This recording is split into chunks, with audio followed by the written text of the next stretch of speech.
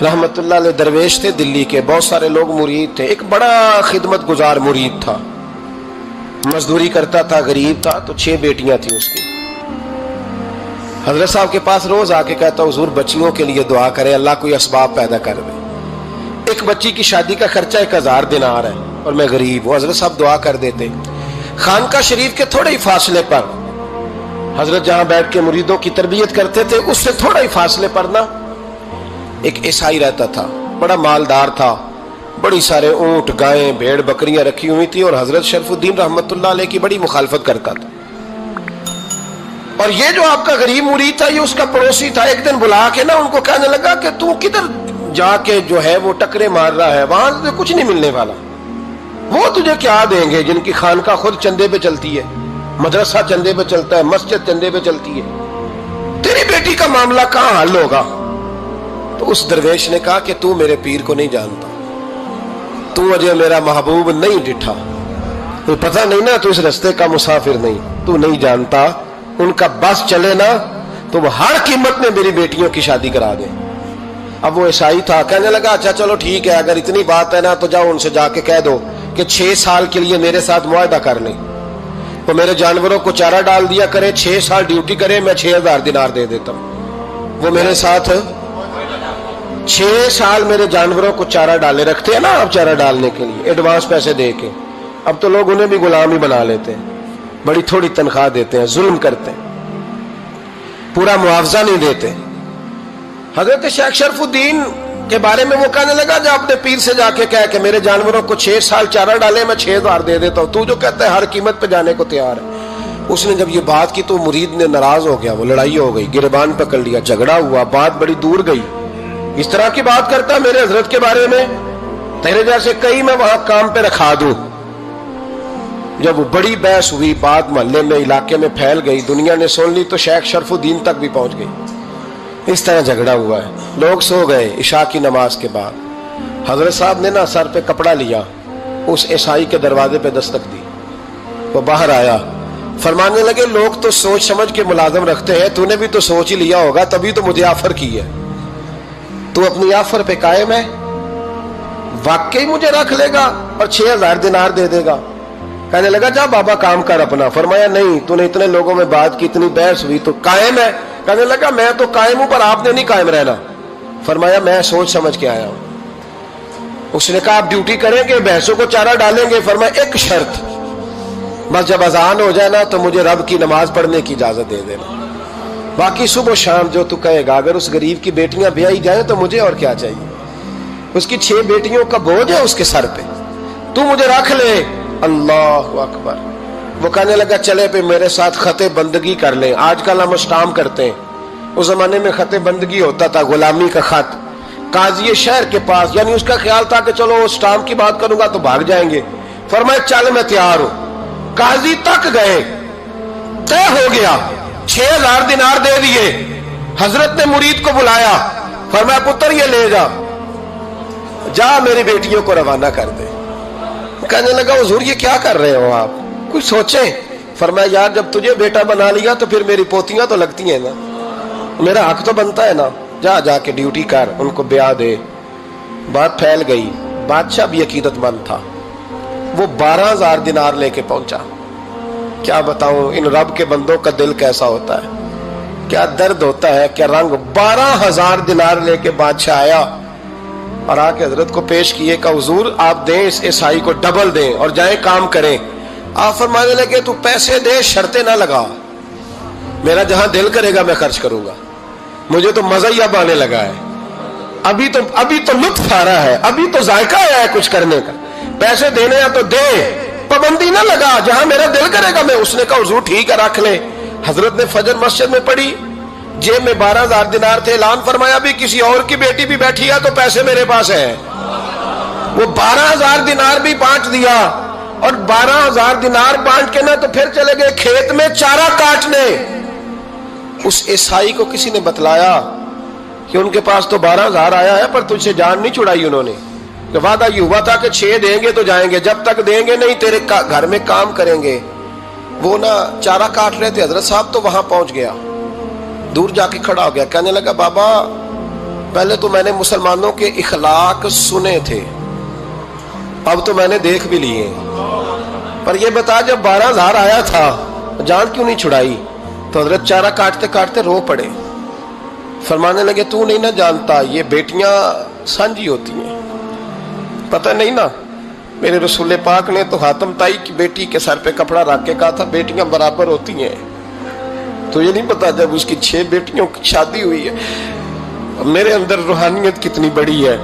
فرمایا پھر 12,000 آیا ہے تو 2-4 بچیاں پھر گئی ہیں. تجھے نہیں پتا میں اندر سے راضی کتنا ہوں، میں تیری نوکری کرتا رہوں گا، پتہ نہیں اللہ کتنی بیٹیوں کو بیاہ دے گا. اتنا رویا وہ عیسائی کے پیروں میں بیٹھ گیا، کہنے لگا بابا میں نے تیری مخالفت کی ہے پر تیرے قریب آ کے پتہ چلا ہے کہ تو بہت اونچے اخلاق کا مالک ہے، اور اگر تیرا یہ مقام ہے تو تجھے اخلاق سکھانے والے محمد عربی کی شان کتنی ہوگی. ظالم کی بولیے جاتے نہیں لوگ جھوٹے گواہ بن کے. وکیل صاحب کو نہیں پتا ہوتا کہ یہ بندہ مجرم ہے جو میرے پاس آیا. کیا مجرموں کے وکیل نہیں ہوتے؟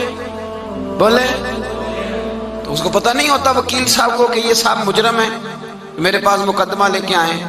اور اگر بے ادبی نہ ہو جائے تو میرا خیال ہے قاضی عدالت کو بھی پتہ ہوتا ہے کہ مجرم کون ہے اور مظلوم. میرے نبی پاک صلی اللہ علیہ وسلم نے اس قدر زیادہ سختی فرمائی اس مسئلے میں. فرمایا جس کو پتا تھا کہ فلاں آدمی ظالم ہے، ظلم کر رہا، پھر وہ ظالم کا گواہ بنا یا اس نے ظالم کی مدد کی، کتنی کی؟ شارحین لکھتے ہیں چاہے اس نے ایک جملہ بول کے کی، چاہے ایک، سارے بولیے، چاہے ایک غریب کو اس نے ظلم کیا تو کہتے ہیں علاج یہ سی، چاہے ایک جملہ بول کے کی. شارحین اس حدیث کی شرح میں لکھتے ہیں ایک جملہ بول کے چاہے مدد کی. جس بندے نے کسی ظالم کی مدد کی کسی مقدمے میں یا کسی صورت میں اور اسے پتا تھا یہ ظالم ہے، میرے نبی پاک صلی اللہ تعالی علیہ وسلم فرماتے ہیں اگر اس نے مدد کی، ابھی ظالم کی بات نہیں ہو رہی، ظالم کے مددگار کی بات ہو رہی، اگر کسی نے ظالم کی مدد کی تو حضور فرماتے ہیں خدا بھی اس سے بری و ذمہ ہے، رسول بھی اس سے بری و ذمہ ہے. سنبھال کے رکھے اپنی نمازیں، قربانیاں، حج، زکوٰۃ سنبھال کے رکھے. اگر ظالموں کا مددگار ہے، الیکشن آ لینے دے، آپ کو نظر آ جائے گا کون کون ظالموں کا مددگار ہے، نظر آ جائے گا. اپنی جیب سے لوگ پیسے دے کے ظالموں کی مدد کریں گے، ان کے فلیکس چھپوائیں گے، بورڈ لگوائیں گے، جیبوں سے پیسے دے کے. ہم نے خود آگ لگائی ہے چمن میں اپنے، بے سبب گردشی ایام کو الزام نہ دو. ہم نے خود نور کا ظلمت سے کیا ہے سودا، کر کے توہین سحر شام کو الزام نہ دو. ظالموں کے مددگار میدان میں آ گئے. یہ چھوٹا لفظ نہیں، میرے حبیب پاک صلی اللہ علیہ وسلم نے فرمایا جو ظالم کا مددگار ہے سن لے جو سجن کے ساتھ کچہری جاتا ہے وہ یاد رکھے، جو دوست کا گواہ بنتا ہے وہ یاد رکھے، جو کہتا ہے میں مانگی گیا تھا، مجھے بلایا گیا تھا قبضہ چھڑانے کے لیے کسی غریب بیوہ کی جائیداد پہ، وہ سن لے تو مدد کر کے نہیں آیا، تو خدا کے ذمے سے نکل گیا ہے. رسول پاک نے فرمایا تیرا میرا تعلق ختم ہو گیا، تو ظالم کا مددگار ہو گیا. پھر تو کہتا میں بے چین ہوں، میں بے قرار ہوں، میں آزمائش کا شکار ہوں. پلٹ کے دیکھ تو صحیح تیرا گناہ کتنا بڑا ہے. میرے نبی پاک صلی اللہ علیہ وسلم کا ایک اور فرمان سن لیں، ابن ماجہ ابو داؤد میں موجود ہے. اس حدیث کو آپ نے یاد کر لینا ہے. کر لیں گے انشاءاللہ؟ سارے کہیے انشاءاللہ کر لیں گے یاد. حضور صلی اللہ علیہ وسلم نے فرمایا اگر تو ظالم کی مدد کرے گا نا، یہ لفظ دل کی تختی پہ لکھ لینا، یہ مکافات عمل ہے، مکافات عمل دنیا، ادھر کرو گے تو ادھر بھرو گے. فرمایا اگر تو کسی ظالم کی مدد کرے گا، سن لے حضور کا فرمان ہے، اگر تو ابن ماجہ ابو داؤد سیاہ میں موجود ہے، فرمایا اگر تو کسی ظالم کی مدد کرے گا تو رب تعالیٰ مرنے سے پہلے تیرے اوپر بھی ظالم کو مسلط کر دے گا. تیرے اوپر بھی ایک دفعہ ظلم ضرور ہوگا اگر تو ظالم کی، وہ کسی صورت میں بھی ہو سکتا ہے، کسی صورت میں بھی تیرا بیٹا ہی اٹھ کے ظلم کر دے گا، تو الجھ جائے گا، کسی نہ کسی جگہ تیرے لیے تباہی کا سامان ہوگا، تیرے اوپر ظلم ہوگا، اس لیے کہ تو ظالموں کا مددگار ہے. چاہیے یہ تھا کہ تو مظلوم کی مدد کرتا، انسانی ایمانی یقین کا فریضہ سر انجام دیتا، تو ظالموں کا مددگار ہو گیا. ٹٹول کے دیکھ لیں، رزلٹ نکال کے دیکھ لیں، ہمارے زمانے میں ظالموں کے مددگار زیادہ ہیں. اتنی لمبی زبانیں نکال کے ظالموں کی مدد کرتے ہیں. بڑے بڑے کالم نویس اللہ نے انہیں قدرت دی لکھنے کی، تو اپنا قلم ظالموں کی مدد میں خرچ کرتے ہیں۔ وہ لوگ جن کو اللہ تبارک و تعالیٰ نے قدرت دی، ہمت دی، طاقت دی، کچھ لوگ ان کے حلقہ احباب میں وہ اپنے لوگوں کو استعمال کر کے ظالموں کی مدد کرتے ہیں، ظالموں کی مدد کرتے ہیں۔ میرے نبی کریم سید عالم نور مجسم صلی اللہ علیہ وسلم نے فرمایا، اگر تو نے ظالم کی مدد کی تو جب تک تو توبہ نہیں کرے گا رب تجھ سے ناراض ہی رہے گا۔ اللہ تجھ سے، او بھائی جس سے رب بھی ناراض ہو گیا، نہ کھانا نہ پینا نہ سونا نہ جاگنا نہ نیند، پھر تیری ہر چیز تیرے لیے آزمائش ہو جائے گی، پھر تیرا سایہ بھی تیرے لیے خوف کا سامان بنے گا، پھر زندگی جیتی جاگتی لاش بن جائے گی، تو اپنے کندھوں پر اپنی میت اٹھائے پھرے گا جب تو ظالم کا مددگار ہوگا۔ اور نبی پاک صلی اللہ علیہ وسلم نے فرمایا ظالموں کا مددگار بھی ظالم ہوتا ہے، ظالموں کا مددگار بھی، سارے بولے ظالموں کا مددگار بھی نہیں، کو نہیں، آپ سارے نہیں بولے، ایک دفعہ بولے ظالموں کا مددگار بھی، پکی بات ہے، ظالموں کا مددگار بھی۔ اللہ اکبر، جس کا یارانہ ہو، جس کا دوستانہ ہو، جو کہے میں نے نا اس کو اوکھے ویلے کے لیے ظالم کو یاد رکھا ہوا ہے۔ کبھی مشکل پر رکھے نہیں ہوئے لوگوں نے ظالم دوست، کہتے میں نے رکھے ہوئے ہیں، بلکہ ہمارے دیہات میں تو کہتے ہیں میں نے بازو بنائے ہوئے ہیں۔ کس کو بازو بنا لیا؟ ظالم بھی کبھی بازو ہوتا ہے، جو ظلم کی تلوار لیے میدان میں کھڑا ہے۔ قارون، حامان، فرعون، نمرود کا حال نہیں لوگوں نے دیکھا؟ اپنے زمانے میں آپ نے کتنے لوگ نہیں دیکھے جن کے سائے سے، آواز سے لوگ کانپتے تھے؟ پھر پولیس کی گاڑیوں میں وہ اس طرح مردہ پڑے کہ دنیا نے تماشا دیکھا ان کا۔ یہ رنگ ہم نے دیکھے نہیں اپنے آنکھوں سے۔ فرمایا ظالم کا مددگار بھی، جو کار میں بٹھا کے لے کے گیا وہ بھی ظالم، جس نے چائے پلائی وہ بھی، جس شخص نے کھانا کھلایا وہ بھی، جو کچہری تک ساتھ گیا وہ بھی، جس نے فلیکس کے نیچے، بڑے شرابی کے نیچے چھوٹی اپنی فوٹو لگائی وہ بھی، جو ووٹ کی پرچی ڈالنے گیا وہ بھی۔ کہہ دینا باہر نکل کے کہ حضرت صاحب نے سیاسی تقریر کی ہے، کہہ دینا، پر بات تو سچی ہے نا۔ خوگرے حمد سے تھوڑا سا گلا بھی سن لے، خوگرے حمد سے تھوڑا سا بھی گلا۔ امام مالک کے پاس ایک بندہ آیا، اس نے کہا حضور میں درزی ہوں، ایک ظالم بادشاہ مجھ سے کپڑے سلواتا ہے، میں تو ظالموں کا مددگار نہیں نا۔